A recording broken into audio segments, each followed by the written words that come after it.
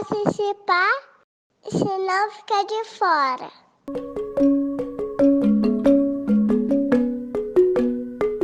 A gente não pode falar em política para a primeira infância sem falar em intersetorialidade, né? Porque você tem que ver a criança como um todo, ser contemplada em todos os aspectos: saúde, educação, assistência, lazer, cultura, moradia, saneamento. Então, é preciso ter essa visão globalizada, integralizada, né, da criança, para que as políticas possam surtir efeito. E é um desafio muito grande, porque não é uma cultura, não há esse hábito, e ainda tem outro aspecto. Não é só a intersetorialidade dentro do Poder Executivo, que é quem executa, né? É também trazer todos os atores, todas as instituições, o Legislativo, o Judiciário, o Ministério Público, a sociedade civil, enfim, tem que ter toda essa integração para que a gente não tenha uma coisa que é muito comum hoje em dia, que é a superposição de ações. A política de primeira infância da gente já estava sendo construída, baseada no Mãe Coruja pernambucano, e implantamos aqui na cidade, mas aí Jane veio com essa novidade de começarmos a dar visibilidade às ações através da Semana do Bebê. E confesso que a partir do momento que nós fizemos a primeira Semana do Bebê, e essa evidência veio à tona para mostrar para a sociedade o que estava começando a se fazer na cidade, nos estimulou bastante a aumentar os projetos e integrar todas as outras secretarias no projeto Primeira Infância do Recife. A Prefeitura do Recife tem hoje perto de 200 projetos que tocam a primeira infância de alguma forma. A gente tem o Mais Vida nos Morros, por exemplo, que com a participação da comunidade, a comunidade inteira, uma vizinhança inteira, uma área inteira da cidade é toda reformulada, repaginada, pintada por eles mesmos, às vezes, com contribuição da entidade, da iniciativa privada e apoio da prefeitura e a participação da população. E o Mais Vida nos Morros tem a preocupação com a primeira infância. Então, a acessibilidade, parquinhos, tudo que é feito ali é feito também com a primeira infância em mente. Então, com Paz, o Centro Comunitário da Paz é um equipamento público que pretende contribuir com a redução dos indicadores de violência na cidade do Recife.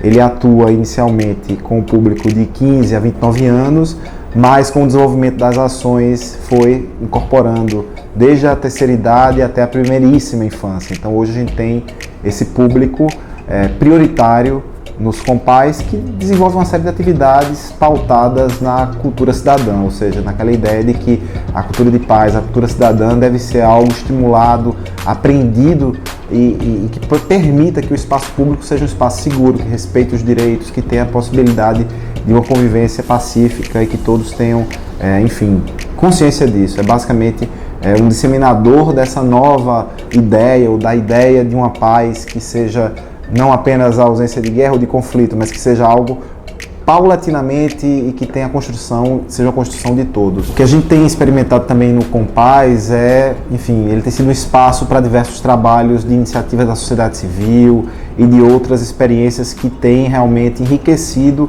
a oferta de serviços, de ações no equipamento. Uma delas, trazida pela Fundação Bernardo Van Lee com a Aires, é um conjunto de oficinas e de ações voltadas às mães, às famílias com primeira infância, no sentido de, digamos, fidelizá-las ao equipamento. Algo que no primeiro momento se construiu apenas com aquela ideia de que era para as crianças maiores ou para os jovens, precisava desse chamado.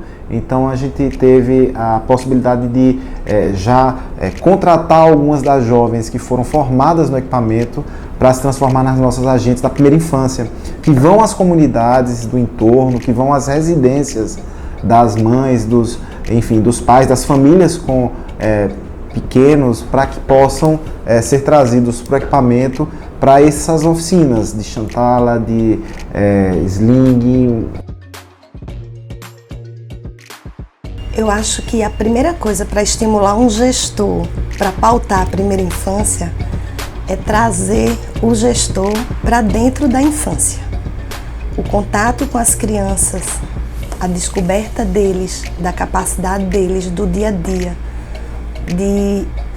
do poder de transformação, vai muito além do que a gente imagina. Muitas vezes a gente subestima a capacidade de uma criança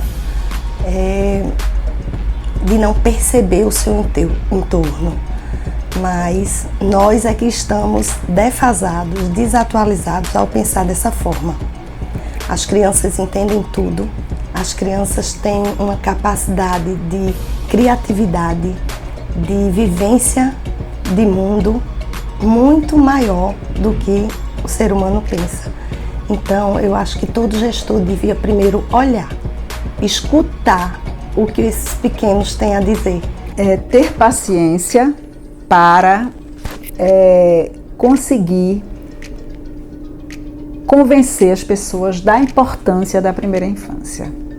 Isso, às vezes, é preciso ter persistência, né, para fazer esse convencimento. E existem vários argumentos, né? Existe o argumento fisiológico, que a neurociência explica da importância, né, do desenvolvimento neurológico da criança nos primeiros anos, que é importante os estímulos, é importante o cuidado, é importante a alimentação. Existe o argumento econômico, é muito mais importante você trabalhar na prevenção do que depois na remediação.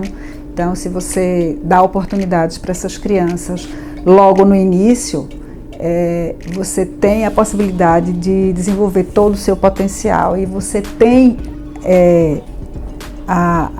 uma arma na sua mão para quebrar o ciclo da pobreza, né? Porque você está dando oportunidade, a mesma oportunidade para todas, no ponto de partida.